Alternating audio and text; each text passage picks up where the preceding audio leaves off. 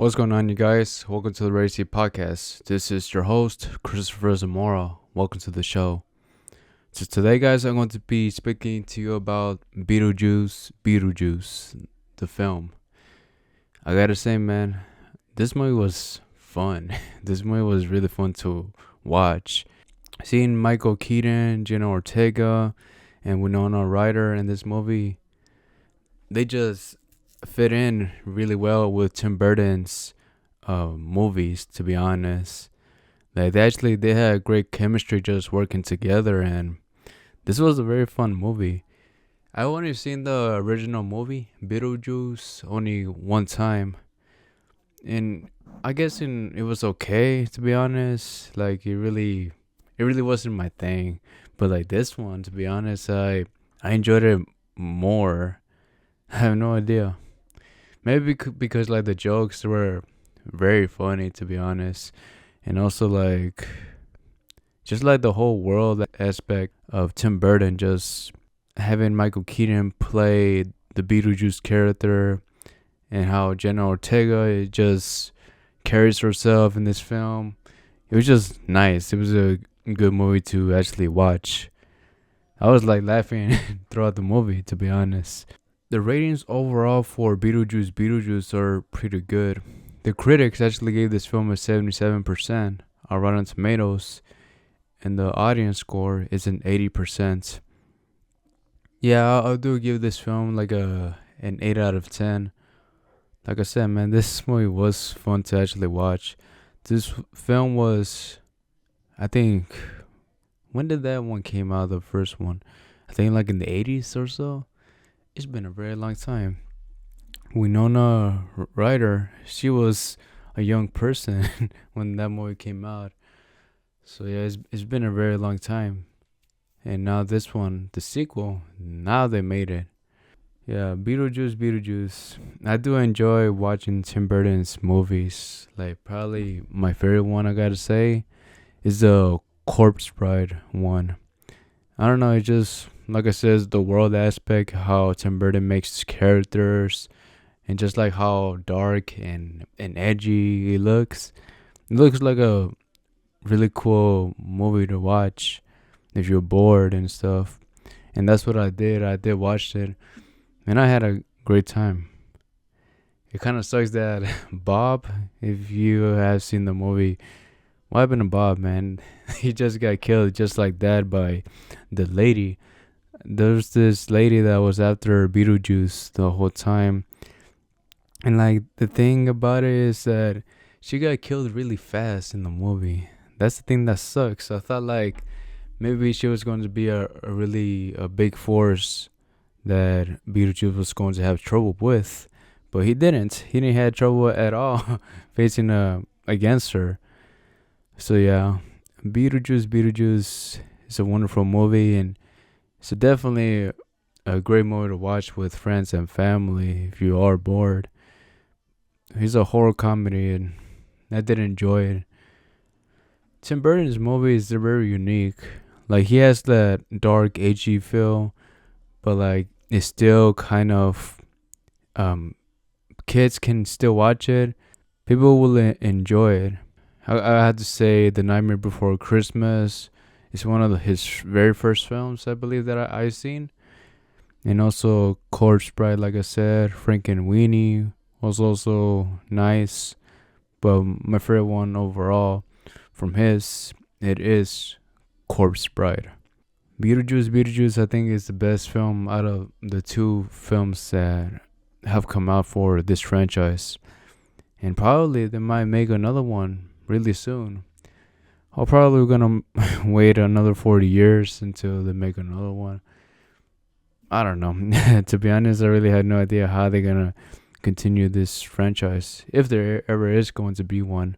Because like the ending, and they left you thinking that maybe they are going to make another one, or maybe not. But we're going to have to see.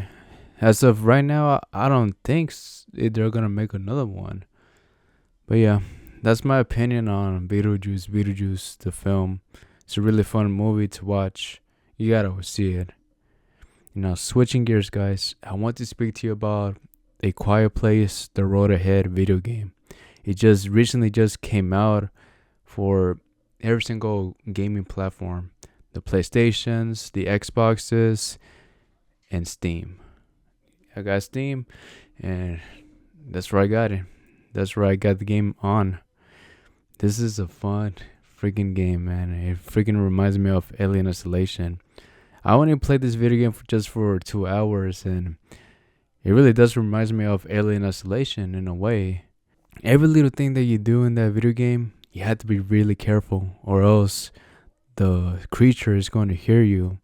You have to walk really slowly. You have to open things slowly as well. You have to be silent. This is a fun freaking game, dude. I'm really having a blast. Just 2 hours in this video game, man. I'm having a blast. Also, the story is pretty good as well. Should I go to spoilers? Nah. To be honest, I would just recommend you to play the game by yourself and just enjoy the story, because if I do give away plot details, then probably it's just gonna take the fun out of the video game. So that's why I recommend you to go play the video game by yourself. You will freaking enjoy it, man. If you are a fan of these type of horror games like Alien Isolation, Dead Space, this game. I still haven't finished Silent Hill 2 yet, but that game I'm having a blast as well. Like I did mention to you probably like last podcast or 2 podcasts ago that maybe that this video game is just not as great as any other Resident Evil game. To me, to be honest, I had to say it is somewhat okay. I still prefer playing the Resident Evil games, but the creatures, I have to give it to them, man. Those freaking creatures that come out I was about to say Supernatural. The ones that came out on Silent Hill 2, they're just so creepy, and you had to find a way to actually take them down. Going for the headshot in this video game, it doesn't make sense. You have to go for the legs and try to put them down. That's when you can actually just beat them up with the bat that you have with you at all times. And yeah, to be honest, I'm at the Brookside Hospital. I think that's the place I'm in right now. And damn, it's just scary just walking into the corridors and just trying to find his wife, Mary. Supposedly Mary died and left him this letter. That's why he went to go visit this place in Silent Hill. And it's been 3 years. That's like the main storyline for Silent Hill 2. I'm still not there yet. I still haven't completed the video game, but I'm really having fun with the video game. It's great, man. It's a great game. But like I said, I do prefer the Resident Evil games. But maybe once I'm done with it, maybe my opinion would change. Well, we're gonna have to see once I'm actually done with the video game. And now moving on, guys. I'm gonna speak to you about boxing now. Bivol Vs Beterbiev. This fight has happened and Beterbiev won. I could not believe it, man. This fight was a very technical fight. Like these fights, yeah, they can be boring, but every single shot that they take at each other, it counts. And I think Bivol should have won that fight, to be honest. Bivol, man, he was just doing his very best to take Beterbiev down. And I don't know, maybe the judges, they saw that Beterbiev, he had the way better power punches. And I think that's why they gave it to Bivol. But it could have been Bivol winning, or it could have been a draw.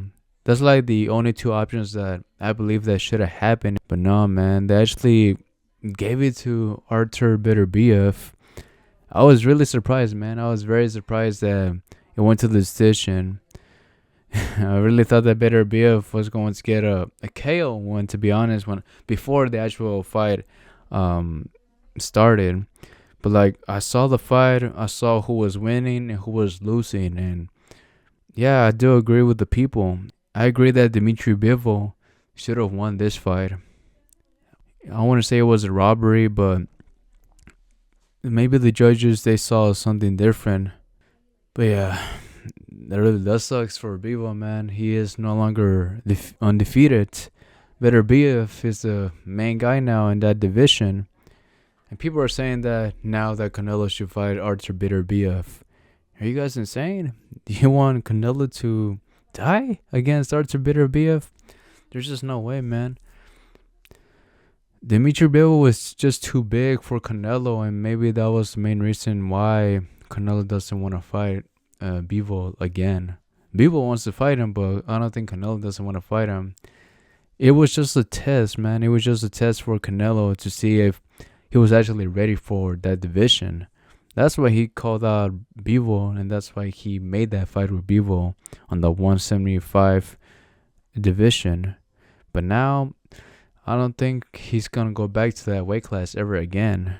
Maybe he's just going to stay on his main division that he's always in. I think it's the 165 or 168 division. One of those two, or maybe it's just one. Canelo he's just better off just being on that weight class, to be honest. And as for Benavidez, I don't know if that fight is going to happen. Every single time I talk about these two, I feel like we're just going back and forth with this, and it just never happens. Maybe one day it will happen, but as of right now, man, I do not see it happening. Benavidez, he says he wants to fight, but I don't think Canelo doesn't want it. He doesn't want the smoke. The guy is just too big for him. And he just saw how Bivol beat him up. I feel like Benavidez might actually do give him a better fight, to be honest. And maybe he might actually beat him. It might actually give him his third loss in his career. If you guys did not know, Canelo only has 2 losses in his whole career and 2 draws. He has no amateur record. I was very surprised when I first researched this. I really thought like every single boxer, I thought they all had amateur records before they actually went to the pro league. But no, Canelo has had about like over 60 plus wins in his career, 2 losses and 2 draws. He has only lost just 2 times in his whole boxing career, which is crazy. Not many people has lost that many fights, to be honest, and that's impressive. That's very impressive. That's why you see that Canelo, he is the main guy right now in boxing. It's not Gervonta Davis nor Ryan Garcia. Canelo is the main guy. And like once he retires, who is going to be the main guy to represent boxing overall? Canelo is the main guy right now, but I don't know who will actually represent boxing once he's actually done. I could say that it is different for the UFC. The UFC, they had Conor McGregor, but he hasn't fought like for 3 years now. I think his last fight, it was in July 2021. It's been a really long time since that man has fought. And like I said before, in my biggest podcast that I've gotten views on, this guy, I don't think he's ever going to come back to the UFC. It just does not make sense for him. He has this one company. He has like money invested in other companies elsewhere. He's probably like the co-founder or the co-owner for bare knuckle boxing. Yeah, he has all the money in the world. He is all set, and I don't think he doesn't need the UFC. Yeah, man. And I also saw like a post of him. I saw like the comments. People were asking him, when are you coming back to the UFC?